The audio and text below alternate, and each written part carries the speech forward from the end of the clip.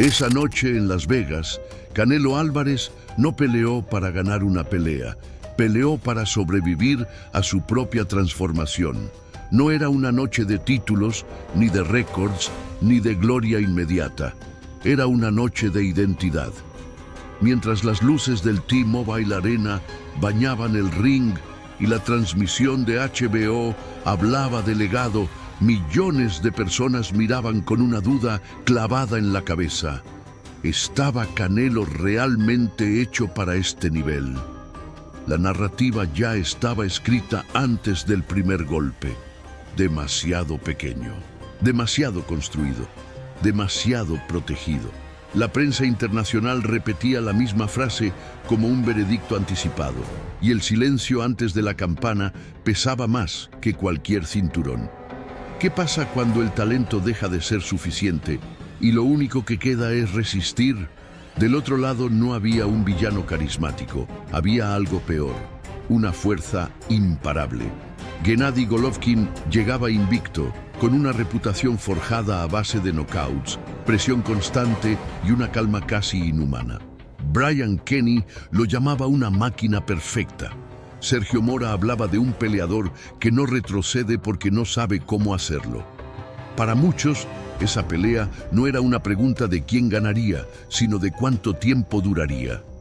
Y en medio de esa lógica brutal, Canelo aceptó el escenario más incómodo posible: quedarse, intercambiar, absorber, no huir del fuego, sino caminar hacia él, no para convencer al público, sino para responderse algo a sí mismo. ¿Por qué un peleador joven elegiría el camino más doloroso cuando tenía opciones más seguras?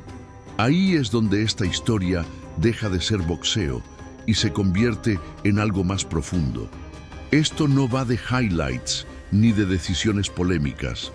Va de presión psicológica, de expectativas heredadas, de cargar un país entero en los hombros mientras te dicen que no perteneces. Detrás de cámaras, en entrevistas previas, el equipo sabía que esa noche no se medía fuerza, se medía carácter. La transmisión no lo decía explícitamente, pero se sentía en cada pausa, en cada respiración contenida. Porque había peleas que se ganan en las tarjetas y otras que te reescriben por dentro. Y esa noche, sin que nadie lo supiera aún, estaban haciendo una versión distinta de Canelo Álvarez. Pero para entender por qué después de Golovkin nunca volvió a ser el mismo, primero hay que entrar en el ring y soportar el peso del primer impacto. ¿Estás listo para ver dónde empezó todo de verdad? Las Vegas respiraba distinto esa noche. El T-Mobile Arena estaba lleno, pero justo antes del primer round se instaló un silencio incómodo, casi reverente, como si todos supieran que no estaban a punto de ver una pelea más. En la transmisión de HBO Boxing, la cámara recorría los rostros tensos, mientras Brian Kenny hablaba de expectativa histórica, y Sergio Mora advertía que este no era un combate para improvisar. Golovkin caminó al centro del ring con la serenidad de quien ha estado ahí 1000 veces, avanzando desde el primer segundo, fiel a su naturaleza. Canelo, en cambio, tomó una decisión que pocos esperaban: no retroceder, no buscar aire, no ganar tiempo, quedarse. Y cuando dos estilos tan opuestos chocan de frente, la pregunta deja de ser quién conecta más golpes y pasa a ser quién soporta mejor el peso del momento. ¿Hasta dónde puede llegar alguien cuando decide no huir? Golovkin presionaba como una marea constante, golpe a golpe, jab tras jab, obligando a Canelo a pensar cada segundo. Muchos esperaban ver al mexicano desplazarse, usar el ring, escapar de la tormenta, pero no lo hizo. Eligió intercambiar, resistir y probar algo más profundo que su técnica. Los analistas posteriores lo señalaron. No fue pasividad, fue una prueba consciente. Canelo absorbió golpes que habrían derribado a otros, sostuvo la guardia corta, leyó tiempos, respondió con contragolpes explosivos que cortaban el avance del kazajo. Sergio Mora repetía en la transmisión que la resistencia de Canelo era real, no construida. y la prensa mexicana al día siguiente hablaba de un peleador que había decidido pagar el precio completo, porque en ese ring no solo luchaba contra Golovkin, luchaba contra la etiqueta de producto de marketing que lo perseguía desde joven. ¿Cómo se rompe una narrativa cuando todo el mundo espera verte fallar? Round tras round, la pelea dejó de ser un marcador y se convirtió en un proceso. Cada asalto no definía al ganador, definía al hombre que Canelo estaba formando. Se notaba en los detalles: el mentón firme, la calma bajo presión, la lectura precisa de los ataques repetidos de Golovkin.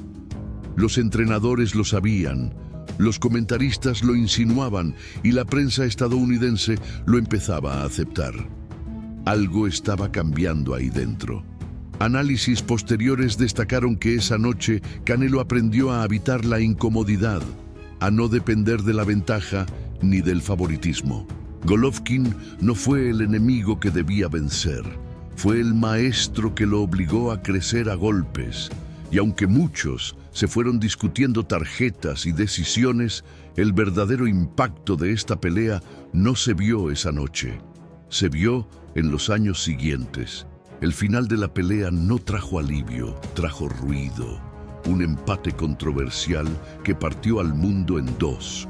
Titulares enfrentados, análisis infinitos y una presión que cayó de golpe sobre los hombros de Canelo Álvarez. En México, muchos sintieron que había ganado. En Estados Unidos, otros aseguraban lo contrario. La transmisión de HBO hablaba de una noche histórica, pero la historia aún no tenía un cierre claro. Las críticas se multiplicaron, los expertos debatieron round por round y el nombre de Canelo volvió a estar en el centro de la tormenta. No por haber evitado el desafío, sino precisamente por haberlo aceptado. Porque cuando el polvo se asentó, quedó claro que Golovkin no había sido derrotado, pero tampoco había derrotado a Canelo. Lo que hizo fue algo más profundo, algo más duradero. Lo obligó a mirarse al espejo sin excusas y a entender que el siguiente paso no era responder a la opinión pública, sino redefinirse desde adentro. ¿Qué haces cuando el mundo te juzga, pero tú sabes que saliste distinto de cómo entraste? Con el paso del tiempo, la narrativa empezó a girar. Analistas, entrenadores y la prensa internacional comenzaron a notar un patrón. Después de Golovkin, Canelo era otro. Más paciente en el ring, más dominante en el ritmo, más estratégico en cada decisión. Ya no peleaba solo con explosión, peleaba con lectura. Ya no buscaba impresionar, buscaba controlar. Subió de categoría con una seguridad que antes se le cuestionaba. Enfrentó nuevos retos con una calma que solo nace de haber sobrevivido a lo peor. En retrospectiva quedó claro que Golovkin no fue el rival que le quitó algo. Fue el molde que lo terminó de formar. Como ocurre con ciertas derrotas simbólicas que cambian carreras enteras, esa noche redefinió al campeón que vendría después. No fue una coronación inmediata, fue una forja lenta. Y en el boxeo, como en la vida, las forjas no hacen ruido cuando ocurren, se notan años más tarde, cuando miras atrás y entiendes dónde todo cambió. ¿Cuántos campeones pueden señalar una sola noche y decir que ahí aprendieron quiénes eran realmente? Por eso esta historia no se trata de tarjetas ni de polémicas, se trata de identidad. Un verdadero campeón no nace cuando gana, nace cuando sobrevive. Sobrevive a la presión, a la duda, al miedo de no estar a la altura. Sobrevive a enfrentar aquello que más lo desafía, incluso cuando no hay garantía de aplausos. La pelea contra Golovkin fue ese momento para Canelo Álvarez, una prueba existencial disfrazada de combate. Y quizá por eso conecta con tantos, porque todos, en algún punto, cargamos expectativas ajenas y peleamos batallas que nadie ve. Si llegaste hasta aquí, gracias de corazón por acompañar esta historia hasta el final. Te invito a dejar tu reflexión en los comentarios, a compartir este video con alguien que entienda lo que significa resistir y transformarse. y a apoyar el canal con un like y tu suscripción, activando la campana para no perder los próximos documentales. Las referencias y fuentes mencionadas estarán en el comentario fijado. Al final, la pregunta no es quién ganó esa noche en Las Vegas.